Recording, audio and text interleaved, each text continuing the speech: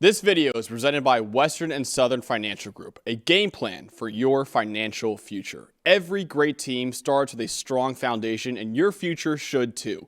With life insurance built like a championship roster, Western and Southern helps protect what matters most, so you can focus on winning today while planning for tomorrow.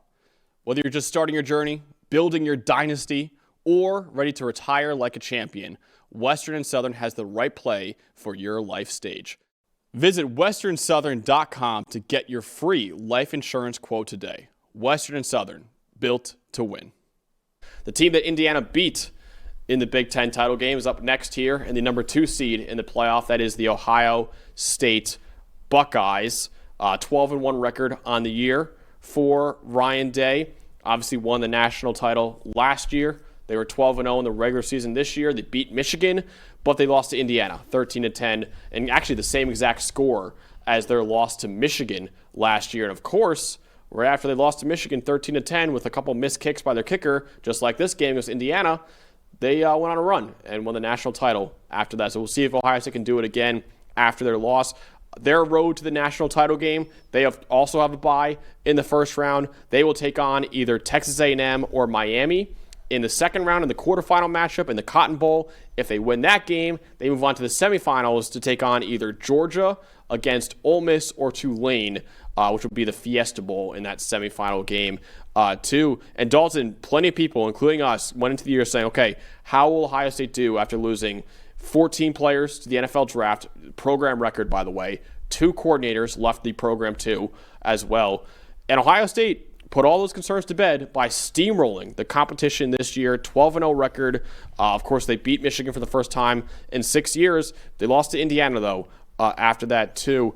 So we'll see what happens with Ohio State this year. Of course, that loss to Michigan last year kind of propelled them into their playoff run. We'll see if the loss to Indiana can do the same thing this year. Yeah, no, absolutely. I think it's a chance for them once again to take one on the chin and figure out what they need to work on and do better and bounce back, right? And it takes a team the caliber of Indiana to have a chance to even compete with this Ohio State team, right? The only other team all year that we really saw even compete with them was Texas way back in week 1, and we know what that defense can do as well. That's the type of talent you have to have on your football team. So I don't think, for as much as, yeah, it sucks for Ohio State to lose the Big Ten title game, but you talk about that's the effort that it takes. And even then, Indiana beat them 13-10, and Ohio State made plenty of their own mistakes in that game too. They still have to feel really good about their chances to win the whole thing here. What is the biggest strength of the Buckeyes this year? Oh, man, sometimes it's hard to narrow it down, right? When you've got Julian Sayin, the way that he's played this year, the wide receivers, Jeremiah Smith and Carnell Tate especially. But at the end of the day, the story of this season, one of the stories, maybe the biggest story this season, is just what Matt Patricia has done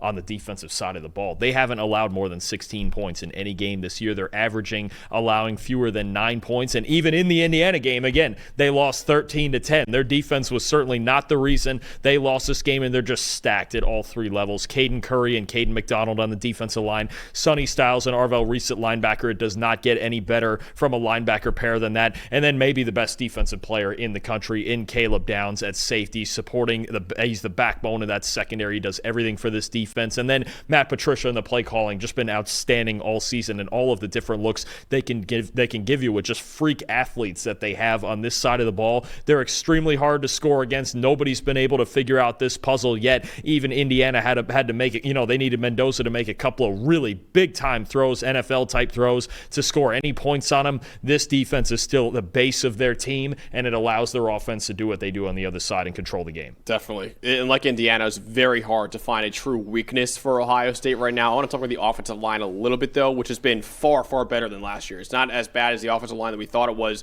going into last year's playoff run, where that was a glaring weakness for Ohio State, and they kind of dealt with it as they made their way through the playoff. This year, though, they've been a lot better, but also have come up short in some big games. Remember the Indiana game, the Big Ten title game? They let up 5 sacks in that game against Julian Sayin back there at quarterback, and against defenses with a top 35 pass rush grade this year. The Buckeyes have only a 58.4 pass blocking grade, and even though Ohio State on the season is 6th in the nation in run blocking grade, they also have a 58.4 run blocking grade over their last 3 games too. So the offensive line has come up short in pass protection against some really good teams this year, that are really good defenses this year. and the run blocking has not been nearly as good as it was earlier on in the season. Yeah, I would call it a good offensive line. I wouldn't call it an elite offensive line, and they're going to get some really interesting matchups starting in their first game in the quarterfinal against either Miami and that elite unit with Ruben Bain and those guys, or Cassius Howell and that Texas A&M defensive line that's really good. So this is going to continue to be a theme. It really does feel like deja vu, doesn't it? Because we went into last year's game of playoffs, I should say, with Ohio State. Remember, they were playing Tennessee, and it was like, man, can they block anybody? They just got dominated by Michigan up front. They've had issues on the offensive line all season. I think it's not quite as bad as we thought last year, and they ended up winning the national title anyway, but this would be an area of concern for me. You're talking about, okay, if they have to play either A&M or Miami in the quarter, then maybe Georgia and Kirby Smart, everything he throws at you, and then eventually somebody on the other side is going to have a really good front seven that you have to deal with. And the other thing in that Indiana game, too, Ohio State only ran for 87 yards. That's a problem, right? We've been talking about how much better they've gotten with Bo Jackson in this run game down the stretch of the year. That kind of went away against Indiana. They got outrushed in that game. This Ohio State team with balance and their offensive line playing well, borderline unbeatable. But this is the one way you have to get to them, be the more physical team up front. And that's how Indiana did it, right? Like I said before, Ohio State allowed 6 sacks all year, which is a great number. And then in the Indiana game, they allowed 5 sacks. And I think part of that was due to Julian Sain holding on to the football for much longer than he usually does. But also part of it was the Ohio State offensive line kind of struggling as Indiana and what they're doing with their defensive line in that game. Dalton, let's talk more about Julian Sain, who, yes, it wasn't his best game against Indiana in that Big Ten title game. But this guy has been probably the most accurate quarterback this year and one of the most accurate quarterbacks we've ever seen in college football. Lights out, man. You talk about a redshirt freshman who's just broken all of the expectations, even with that receiving core that he has. And, I'm sure there's people that still say, oh, those receivers carry him. No, they don't. This kid is outstanding. He is the most accurate quarterback in college football, leads the nation in completion percentage, adjusted completion percentage, and per our quarterback charting, accurate throw rate. He is the most accurate quarterback in the country. As a redshirt freshman, putting up accuracy metrics on par with the Joe Burrows and the Bo Nixes and the C.J. Strouds that they did in their final years of college. He's done it in his first year starting, the confidence that he has in these receivers, and he's not conservative about it either. He's got the second best deep passing grade in college football this season, right? And I get it, man. If I had Smith and Tate, I'd air it out too. I get it, but he's done it at such a high level and such a consistent level. Max, only 1 out of 13 games this year with a passing grade below 70. I mean, so even if he's not, grading out at a 95 and playing a perfect game, he's still been really, really good in just about every single game this season. He gives you such a high floor. Is he the best athlete on the planet? No, but his accuracy and his precision are what's going to continue to give this Ohio State team that dominant feel that they can with all the talent they have on the outside. Yeah, 78.4% completion rate right now. That would be the all-time record in college football if it stands through this playoff run too. Yeah, Julian Sain's accuracy, man, is out of this world, and also helps that he has the best receiving core in the country to throw to. Headlined by Jeremiah Smith, and someone in the chat, Dalton, actually said Jeremiah Smith is the most generational Ohio State receiver in at least 3 years, which is crazy considering he's like a generational talent, and you're like, in at least 3 years, because they have like a generational guy basically every single year at Ohio State. For 99% of other schools, it would be ever, by far, this is the greatest player we've ever had. For Ohio State, it's like, oh, he's the best one maybe since Garrett Wilson. Like, this is what we're doing. Marvin Harrison Jr., yeah, guys like that. Yeah. Exactly. Jackson Smith and Jigbo, whatever you want to say. But Smith, man, he kind of seems like he's just on this road to be a special wide receiver in college football and a special one in the NFL as well. He entered this year, his true sophomore year, as our number 1 player in college football after a historic true freshman year. It was honestly the best freshman season we've ever seen by a wide receiver. And once again, as a sophomore, one of the best receivers in college football. 89.8 receiving grade and 11 receiving touchdowns. Each are 5th in the country right now. He's also 3rd in the Power 4 with over 1,000 receiving yards. And he was named to PFF's All-American team as a sophomore too. Yeah, no, I mean... Again, we have a whole nother year of this with Jeremiah Smith. You almost run out of things to say about him. He's a freak. He's on that Julio Jones, Calvin Johnson level of prospect where he's going to go no less than top 3 in the 2027 draft. And, you mentioned it. You had him as the top football player in college football coming into this season. I would expect that it's going to be the same way next year. Probably. In all likelihood. Or if not him, it might be his quarterback. Yeah, that's right. You have a decision to make between the two of them, but you got 2 years of track record. This guy's the best receiver in the country. He's the biggest freak in the country at that position. And and he's going to continue to be, no matter who they play in these playoffs, and they're going to play some fantastic football teams, he's going to continue to be the biggest matchup nightmare out of anybody here. So, Dalton, there is quite literally like 11 or even more players we could have spotlighted here for the defense. But we went with the linebacker, Sonny Styles, has been honestly terrific this year. You know, what's funny is that you've got Caleb Downs, who's thought to be this generational safety prospect, and everybody, all the draft scouts are all over Arvell Reese. But let's not forget about his partner there at linebacker, Sonny Styles. I think he's played his best football down the stretch here. He's the second highest graded linebacker in the Power 4 this season, behind Jacob Rodriguez, the Buckeyes winner from Texas Tech. 86 tackles this season. No missed tackles. He hasn't missed a single tackle. He's a freak athlete. He's been really good in run defense. The block shedding is getting even better. The recognition is getting even better.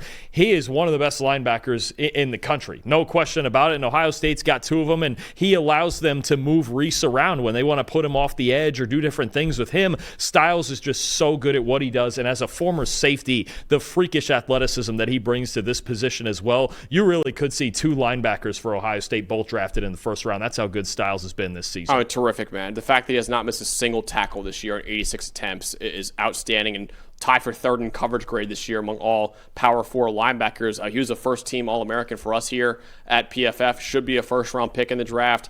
This guy's a former safety coming out of high school. Was a top 5 recruited as a safety. You could see it in his coverage ability, but he's a thumper as a linebacker too. I love watching Sonny Styles' tape. And yeah, Caleb Downs and Arvell Reese, they might be top 5 picks in the draft, but Sonny Styles is playing his best football right now. We want to kind of spotlight that too. Halsey, HFW, Dalton also said in the chat that Bo Jackson is the best Bo Jackson in 30-plus years. That's true, too. That is true, yeah. That's really true. Listen, some things you just can't deny. That is true. There are statements we get that are just not wrong. That is not wrong at all. Now he's not the best, because his actual first name is Lamar. I don't know. He's not the best Lamar Jackson in the last 30 years. Not yet. No, not yet. Not yet, at least. But that's a good argument you can make. Definitely the best Bo Jackson we've seen in a long time. Yeah, Drake Holliday's been on Sonny Styles for a minute now. Yeah, shout out to Drake Holiday, ball in the chat for that too. Yeah, he's phenomenal. D'Amico Ryan's grabbing Sonny Styles in the draft for the Texans. Brandon Hallam saying, wouldn't hate that. That'd be fun. Next to FAU legend Azeez Al-Shire. That's true. Man. That's true. Can't get any better than those two. Jeez. Dalton, what's the bottom line for this Ohio State team? After losing to Indiana, can they win the national title? Can they do what they did last year and lose a game and then go on a run in the playoff and win the whole thing? What do you think for the Buckeyes this year? Absolutely. Bottom line, expectations do not change. They lost to a really good football team, and I think Ryan Day, what he can do is look around, especially at all the guys that were there last year and primary contributors to this run, right? Jeremiah Smith, Carnell Tate, Caleb Downs, right? Sonny Styles as one of the few starters returning along with Downs on that defense. He can look at his guys and go, listen, here's proof we're not perfect, okay? Things aren't always going to go perfect, and we've done this before. We had a couple of losses last year, the tough loss to Michigan last year that kept us out of the Big Ten title game. We bounced back from that. We did it last year. This is what you have to do. Take it on the chin, make another run, play your best football for 3 games. I think absolutely they can win a national title. They might have to do it in a rematch with Indiana at the end of the line here, but they're perfectly capable of it. I don't think any less of Ohio State just for losing that game, a really competitive game. And it's really not even the same thing as last year, because last year, again, in the Michigan game, it was the rivalry bit. They were 20-point favorites. Michigan was 7-5 last year. It wasn't a great football team. They made a lot of self-inflicted errors. Not that they did in this Indiana game, but you played a team that was equal with you, and you found out that there are other teams in the nation equal with you. Bounce back, and they can absolutely do it. In a weird way, last year, and I know Ohio State fans will never say that losing to Indiana is a good thing, but almost that loss is almost needed and necessary for Ohio State last year to say, hey, we're not perfect right now, right? Now, I know they lost to Oregon earlier in the year too, but they lost to Michigan. That felt like they just lit a spark under their ass. And they went into that Tennessee game, and you picked Tennessee to win that game. A lot of people thought Tennessee could upset them in that first round. They put a beat down on Tennessee. Then they put a beat down on the number 1 team in the country in Oregon, right? So then they beat Texas in that semifinal game, what ended up being a great game. Then they beat Notre Dame in the national title game too. That galvanized the team, that loss to Michigan. I think this Indiana loss, it could galvanize them too. I know our predictions, Dalton, will come out next week for our full bracket predictions, but I'll spoil it right now. I think Ohio State's going back-to-back. Even with the loss to Indiana, I think they will avenge that loss later on in the playoff. I think Ohio State is winning the national title this year. There's nothing really about that Indiana game that makes you think they can't do it. They lost a tight, hard-fought defensive football game. They are absolutely capable of going back-to-back, yeah. Are you picking them? Ooh, you want me to reveal it too? We doing it? You want to? If you want to, you don't have No, to. I'm going to save mine. Okay. I'm not going to spoil it. We should do it on the preview show on Tuesday. Reveal our full bracket and what we think is going to happen. And then, of course, well, you know me then. I will abandon ship on predictions, also on preseason predictions and things like that. If I see something in the game that I have to change the game picks, I'll abandon the bracket in a minute. But we'll do that. We'll do that next week. So, listen, Ohio State suffered a setback in that Big Ten title game. But right now, if you look at all the sports books, Ohio State still is the betting favorite to win the national champions, even over Indiana right now. So the repeat as national champions, I think they will do it, and Dalton will reveal whether or not he thinks they will do it on Tuesday during our preview show. Everyone's got takes. Numbers have truth. And the truth is, most people are betting with emotion. Sportsbooks feed on it. TikTok gurus sell it. The hype machine runs on it. That's how you lose. PFF is different. You're betting with winning data. The same data trusted by all 32 NFL teams and the sharpest minds in the game.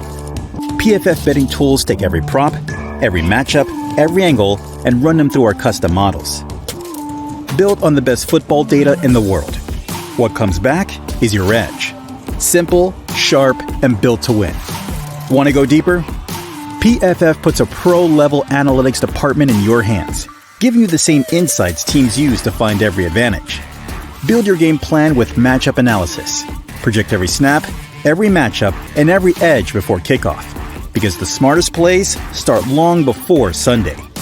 Hit rates show how a player performs against their prop and against defenses built the same way. It's the data that gives you real confidence in every pick. Next, Key Insights translates PFF data into the story behind every matchup, giving you the why that powers your bets. From coverage schemes to defensive looks, it's the context that turns raw numbers into winning decisions. When you're ready to take action, filter through every prop on the market and focus on the opportunities that matter, by game, matchup, or value. Then, shop for the best available line in your area and tap your book of choice to place the bet instantly. Everyone's got takes, but now you've got truth. Bet with data, win with PFF.